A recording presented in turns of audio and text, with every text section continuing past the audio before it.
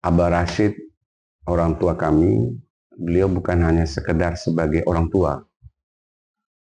Beliau jadikan sebagai sahabat, teman diskusi yang asik gitu.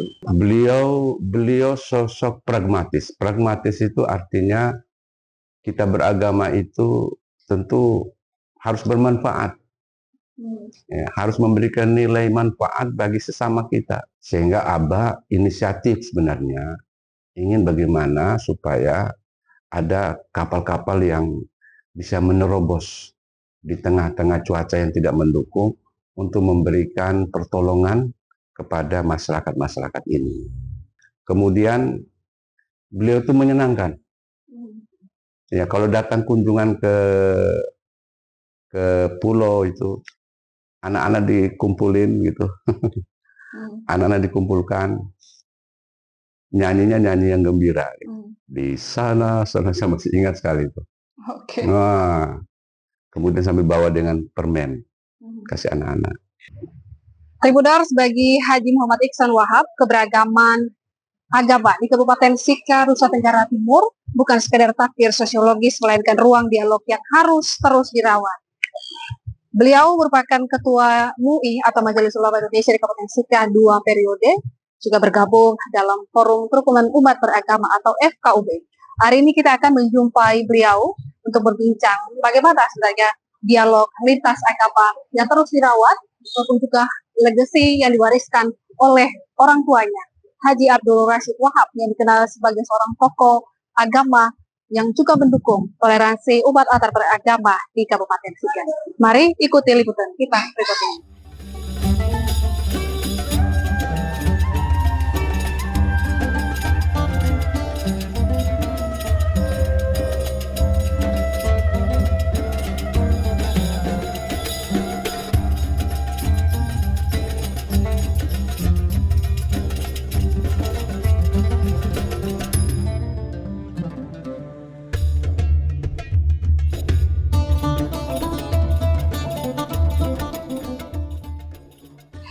Tribunars, saat ini kita sedang bersama dengan Bapak Haji Muhammad Iksan Wahab sebagai Ketua MUI atau Majelis Ulama Indonesia di Kabupaten Sika, dan beliau sudah menjabat kurang lebih selama 2 periode.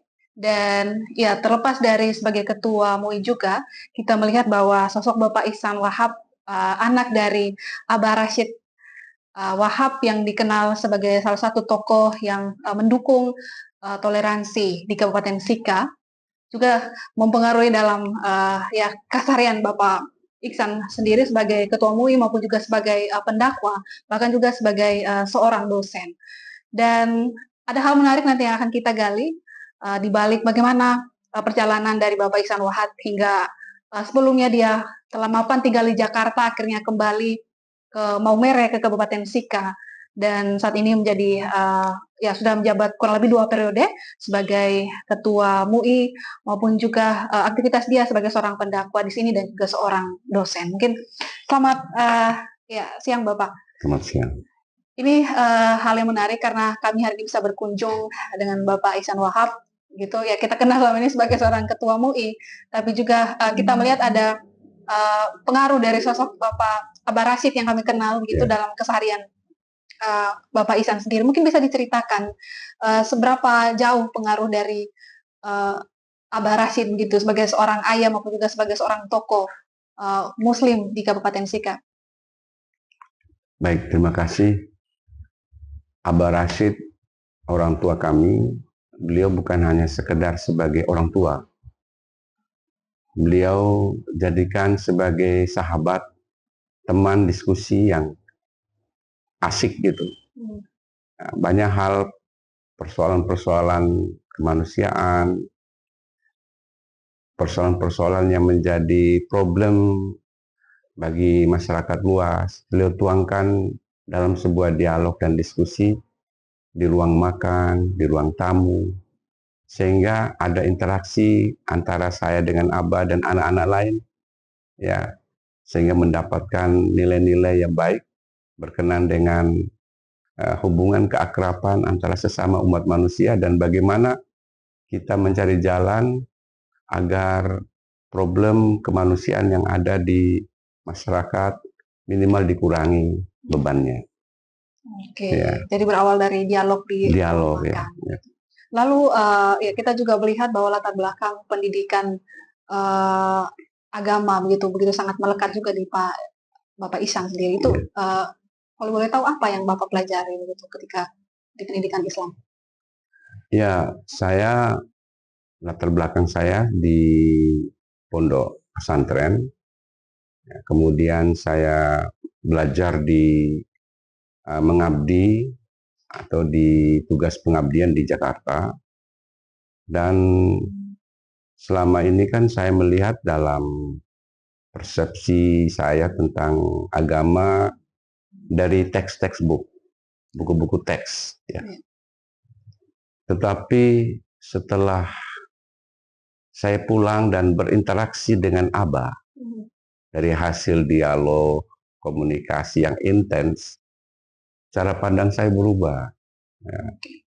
Cara pandang saya berubah. Oke lah, textbook saya angkat sebagai diskusi dengan Abah. Tapi di situ ada teks-teks kehidupan yang perlu diketahui juga tentang bagaimana hidup bersama, berdampingan di tengah-tengah keberagaman ini. Itu yang saya dapat pelajaran yang luar biasa dari Abah. Ya, bukan hanya saya, memang dapat artinya kita ada teks-teks buku, ada apa, semua yang kita miliki dalam buku pesantren itu. Yeah. Tapi ternyata setelah dialog, ngobrol-ngobrol, dan Abah sering antar saya juga jalan, saya nemanin Abah untuk komunikasi antar agama dalam FKUB. Ya, Abah sebagai wakil ketua dulu tuh. Ya, saya pergi dampingi Abah ke Pulau Palue, bertemu dengan tokoh-tokoh agama yang lain. Di situ saya merasa bahwa ini ada nilai-nilai yang tidak ada di dalam textbook, tapi ada nilai-nilai kehidupan yang justru saya mendapatkan pengalaman yang luar biasa. Ya. Berarti sosok pragmatis yang ada pada diri Bapak Abah Rashid sendiri juga mempengaruhi. Ya, beliau sosok pragmatis. Pragmatis itu artinya kita beragama itu tentu harus bermanfaat. Ya, harus memberikan nilai manfaat bagi sesama kita. Kalau beragama itu merusak, menghancurkan, itu bukan agama. Nah, agama itu harus memberikan makna dan manfaat. Harus mendorong kita untuk memberikan akses minimal, mengurangi beban-beban kehidupan masyarakat. Itu agama sebenarnya. Itu yang sering disampaikan oleh Abah Rashid. Oke, lalu kita juga mengetahui terkait salah satu inisiasi dari Abah Rashid terkait dengan kapal kemanusiaan. Itu mungkin bisa diceritakan sejak kapan itu beliau inisiasi itu dan apakah sudah mulai berjalan? Ya, kapal kemanusiaan ini tujuannya adalah sebagai bentuk harapan dari Abah, karena banyak beliau sendiri merasakan ada saudara-saudara di pulau untuk mengakses kesehatan agak kesulitan karena di tengah-tengah cuaca yang kurang mendukung, sehingga karena tidak ada akses kesehatan yang memadai, ada banyak korban. Ya, banyak korban di antara mereka. Sehingga Abah inisiatif sebenarnya ingin bagaimana supaya ada kapal-kapal yang bisa menerobos di tengah-tengah cuaca yang tidak mendukung untuk memberikan pertolongan kepada masyarakat-masyarakat ini. Namun alhamdulillah kita bersyukur bahwa ada kapal kemanusiaan ini. Ya, minimal ini memberikan dorongan supaya akses kemanusiaan sudah terbuka untuk masyarakat yang memang sangat mengharapkan bantuan-bantuan kesehatan ini. Ya. Dan alhamdulillah sudah ada itu memberikannya, sudah dapat. Oke, lalu ya terkait dengan toleransi maupun tadi soal keberagaman, hidup dalam kebersamaan dalam keberagaman di sini yang yang diwariskan oleh Abah Rashid sendiri. Bagaimana dalam pelaksanaan Bapak sebagai seorang pendakwa begitu, terutama ketika berada di wilayah yang mayoritas umat Kristen gitu, tetapi kita melihat di sini semua tidak ada yang saling membeda-bedakan, semua satu sekalipun kita memiliki keyakinan yang berbeda. Ya, jadi kalau kita lihat, ini mungkin kita belajar historisnya. Ya. Historis dari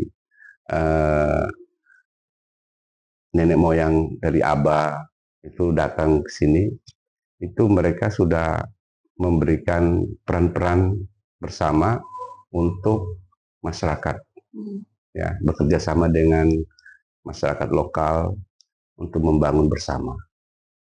Ya, dulu itu ada nenek moyang di Geliting sudah lakukan kerjasama itu dalam menulis surat-surat dan sebagainya di Geliting. Ya.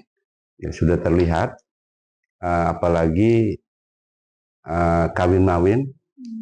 Ini nenek saya sendiri, nenek punya bapak namanya Tanapuang Rasido. Tanapuang Rasido itu juga punya adik, itu nikah dengan Raja Thomas. Ya, dengan Raja Thomas. Jadi artinya budaya kawin mawin sudah terjadi. Ya, sehingga jalinan kerukunan ini, karena memang kita sudah dibangun bahwa kita walaupun beragam, kita berasal dari satu nenek moyang sama gitu. Jadi buat apa kita saling menjatuhkan, saling merendahkan? Karena kita berasal dari nenek moyang sama. Apa yang disebutkan saudara, itu saudara kita juga sama. Karena dari nenek moyang sama. Sehingga itu Abah sering sampaikan itu pada kami dalam dialog ya, bersama-sama di ruang makan maupun di ruang tamu. Ya, begitu. Jadi sudah ada sejarah historisnya juga. Iya, sejarah historisnya. Lalu terkait dengan kemanusiaan ini sendiri gitu, kita melihat bahwa Abah Rashid sendiri sangat konsen terhadap kemanusiaan. Dia tidak membedakan agama, suku, budaya begitu. Dan itu kita melihat ketika beliau terlibat dalam kerja-kerja kemanusiaan dengan tokoh lintas agama di sini. Bagaimana Bapak melihat itu sebagai seorang anak begitu untuk legasi? Saya melihat begini, beliau mencanangkan berdirinya Muhammadiyah ini, beliau melihat pendidikan penting. Ya, pendidikan ini untuk semua, bukan hanya untuk satu agama saja. Misalnya di Geliting itu, beliau melihat SMP belum ada waktu itu, tahun 80-an. Di Waipare, SMP belum ada. Sehingga beliau bilang tidak bisa kita bangun MTS. Nah, karena kita lihat ada banyak saudara-saudara kita yang lain belum bisa sekolah juga. Karena mungkin aksesnya jauh dan sebagainya. Maka dibuatlah sekolah SMP Muhammadiyah Waipare. Jadi pendidikan ini untuk semua. Tidak ada pengelompokan. Kemudian beliau itu menyenangkan. Ya, kalau datang kunjungan ke pulau itu, anak-anak dikumpulin gitu. Anak-anak dikumpulkan, nyanyinya nyanyi yang gembira. Gitu. Di sana saya masih ingat sekali itu. Nah, kemudian sampai bawa dengan permen, kasih anak-anak. Artinya saya lihat dari sisi itu bahwa ingin menggembirakan semua. Ya, jangan ada yang susah dengan hidup ini, walaupun di tengah keterbatasan, tapi kita disuruh untuk gembira, agar supaya di tengah kekurangan kita bisa berbagi bersama. Nah, itu. Menarik ya, ternyata terkait dengan pembangunan sekolah harusnya tadi MTS, tapi melihat dengan masyarakat sekitar juga yang beragam, akhirnya dibuat yang sekolah yang umum, yang formal. Ada satu juga hal yang menarik gitu terkait dengan kita melihat bagaimana sosok dari Abah Rasid ini juga sangat melekat di Bapak Ihsan sendiri. Ini bagaimana? Apakah ada pesan-pesan atau hal-hal apa begitu yang ya harusnya mungkin dimandatkan pada Bapak Ihsan untuk dilanjutkan, untuk diwariskan gitu? Ya, saya walaupun tidak secara spesifik beliau sampaikan, tapi ada beberapa pesan penting beliau kepada kami bahwa hidup ini yang kita jalani di daerah kita ini, kata kunci pertama itu jangan melihat agama ini dari sisi negatif, cara pandang kita negatif. Ketika kita melihat realitas di luar, kita melihat bahwa agama membutuhkan kita untuk membantu sesama. Di situ poinnya bahwa beliau sering komunikasi dengan saya itu ya seperti itu. Ya. Kemudian yang kedua, budaya-budaya lokal itu dengan kearifan-kearifannya itu beliau sering berbicara. Kenapa demikian? Karena nilai-nilai kearifan itu jangan sampai hilang. Itu sangat disayangkan. Sehingga beliau sering komunikasi dengan kami di situ. Jadi ada banyak hal yang secara ini memang tidak ada penyampaian bahwa nanti ganti saya atau apa. Tapi dengan peran-peran yang beliau sampaikan ke kami untuk menjadi garda terdepan dalam membantu sesama, baik dalam pengetahuan, dalam isu sosial yang lain, nah, itu beliau sampaikan itu sehingga ya kami bisa jadi 2 periode itu ya, untuk mengemban amanah dan pesan-pesan dari beliau itu. Ya, selain sebagai pendakwa, kita juga lihat Bapak Ihsan mengajar gitu di Universitas Muhammadiyah Maumere dan unik ke dalam mata kuliah yang dibawa adalah agama multikultural. Kalau boleh tahu seperti apa? Ya, kami ya seperti itu, bahwa agama di satu sisi memang normatif, bersifat eksklusif dari satu sisi. Orang hanya melihat dari sisi ini. Padahal agama itu luas sekali. Bisa juga eksklusif, bisa juga inklusif. Tergantung cara pandang kita. Maka saya melihat bahwa dengan kami mengajar di agama multikultural ini, dengan keragaman ini, saya gunakan dengan cara-cara yang mengedepankan isu-isu bersama. Isu budaya. Jadi kita angkat budaya-budaya khas di daerah Sika ini untuk kita jadikan diskusi, bahkan jadikan dalam sebuah artikel atau jurnal untuk mengangkat kebiasaan adat istiadat di masyarakat Sika ini.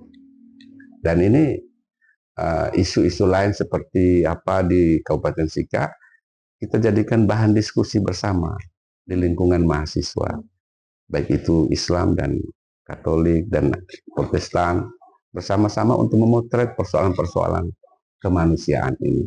Sembari konklusinya adalah melakukan refleksi internal dalam agama masing-masing. Oh iya, ternyata kaya loh. Agama itu kaya loh. Kaya perspektif. Sepanjang kita punya hati yang bersih, akal yang suci, insya Allah kita bisa memotret semua persoalan dengan baik. Melalui refleksi inilah kita bisa membangun peradaban dari agama.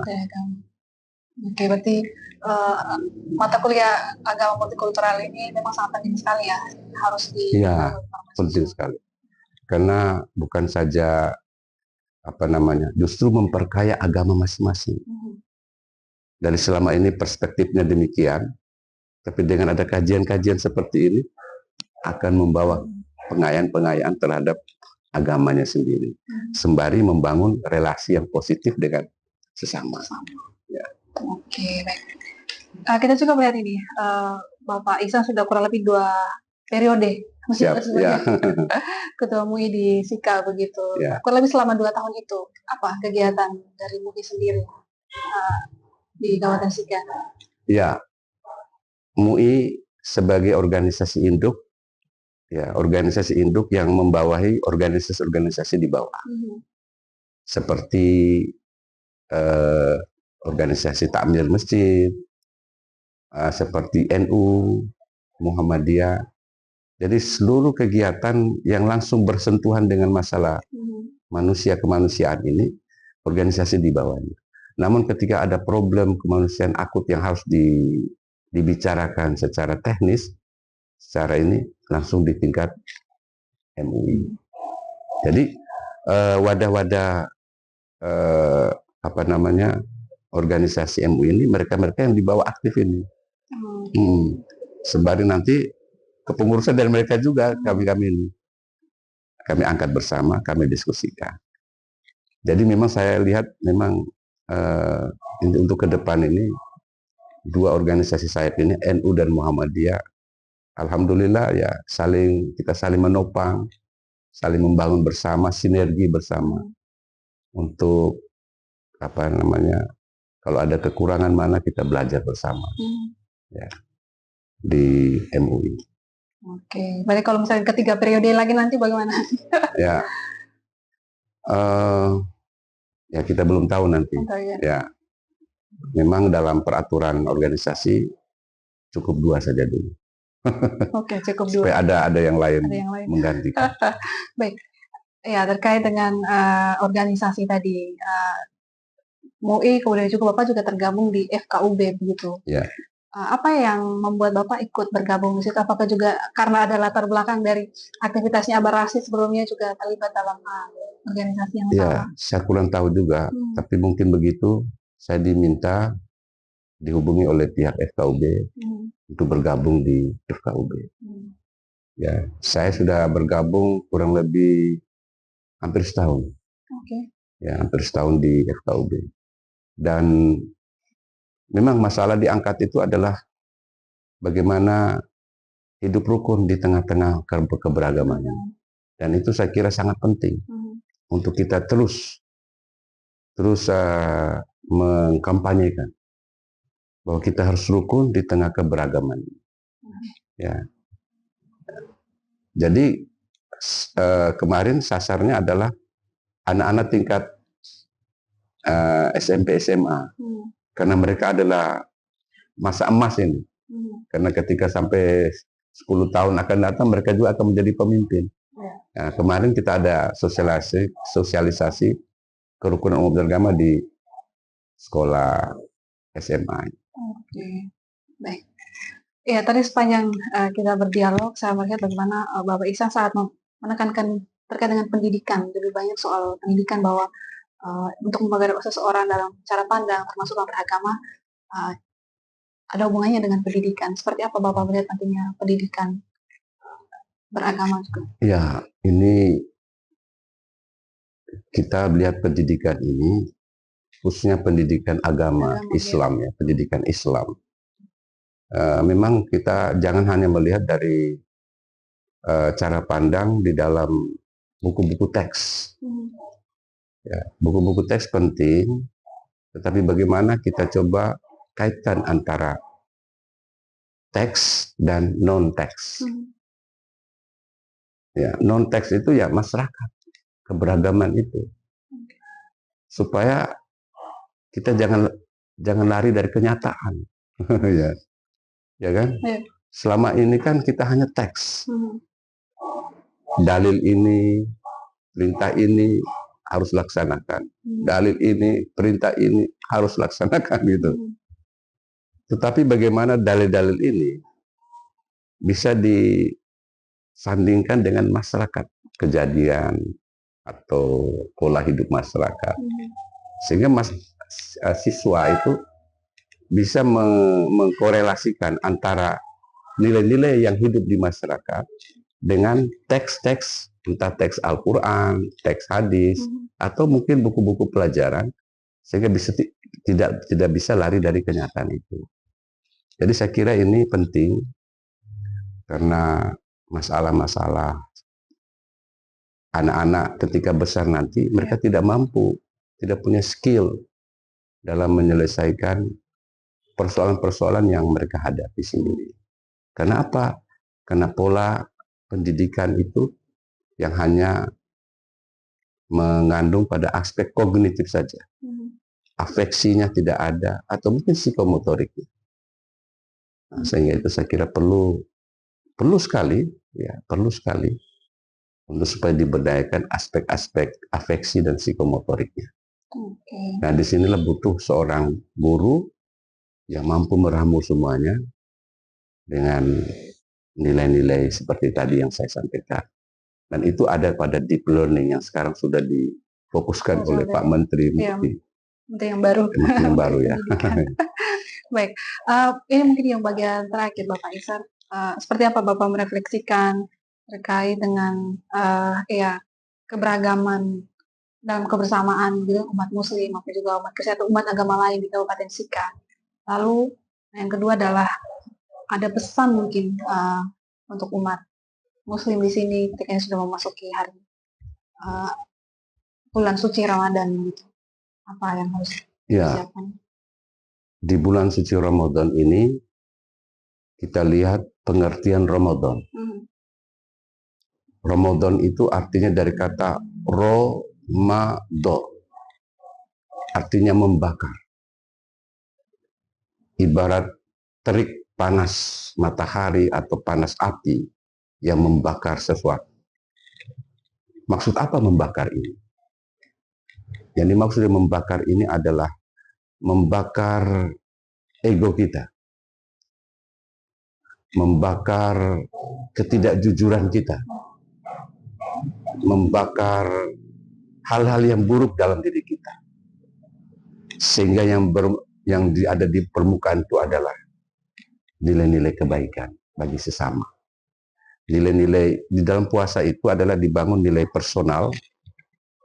Nilai personal itu adalah dia taat kepada Allah, tetapi di satu sisi dia membangun relasi yang baik dengan yang lain. Dan itu sebenarnya pesan agama. Ya, pesan agama. Karena apa? Karena di dalam surat Al-Hujurat ayat 13 itu telah dicantumkan, wahai sekalian manusia, sesungguhnya kami ciptakan kamu berbangsa-bangsa dan bersuku-suku agar kamu saling kenal mengenal. Dan saling kenal mengenal ini sudah menjadi tradisi nenek moyang dulu. Tradisi barter. Ya, tradisi barter. Karena dari yang Islam itu ada jual ikan, kemudian yang di pantai itu jual ikan, kemudian yang di gunung itu ada sayur, ada terjadi barter, dan ini terjadi di Geliting. Dan ini kerjasama seperti ini kan menarik untuk saat sekarang ini juga, supaya kita membangun relasi yang positif di bulan Ramadan ini, di samping memperkokoh dan memperkuat keimanan di bulan Ramadan ini. Saya kira itu. Baik. Ya, tapi benar itu tadi dialog kita dengan Bapak Ihsan Wahab itu. Ya, ini juga tidak terlepas dari bagaimana kita melihat kebersamaan dalam keberagaman di Kabupaten Sika, tapi juga ini kita melihat bagaimana kesiapan dari umat Muslim sendiri, saudara kita untuk menyambut bulan Ramadan gitu. Dan hal yang tentu yang digarisbawahi oleh Bapak Ihsan dari tadi adalah soal semangat kebersamaan dalam keberagaman itu terus digaungkan gitu, dan tadi tidak hanya di ruang-ruang di masjid atau di masyarakat pada umum, tapi juga tadi melalui ruang bangku kuliah, dari ruang pendidikan di kampus juga itu sudah digaungkan oleh Pak Ihsan sendiri. Dan ya, terkait dengan MUI sendiri, kurang lebih tadi kita tahu bahwa ada kurang lebih 2 periode Bapak Ihsan sebagai Ketua Majelis Ulama Indonesia untuk menghimpun 2 organisasi sayap di sini, Muhammadiyah dan juga NU. Tentunya kegiatan mereka adalah untuk memberikan dampak kepada masyarakat itu sendiri. Sekali lagi terima kasih Bapak Ihsan, itu selamat merayakan bulan Ramadan. Terus dari dialog bersama dengan Haji Muhammad Iksan Wahab, Ketua MUI Kabupaten Sika 2 periode.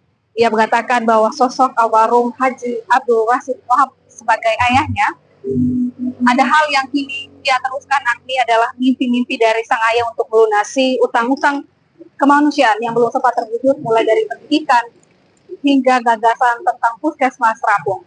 Ia juga tetap menekankan untuk selalu mendorong dialog antara lintas umat beragama dan mendukung keberagaman untuk mencapai keharmonisan di tengah perbedaan keyakinan di Kabupaten Sika ataupun juga di Nusa Tenggara Timur. Download Tribun X sekarang, menghadirkan lokal menjadi Indonesia.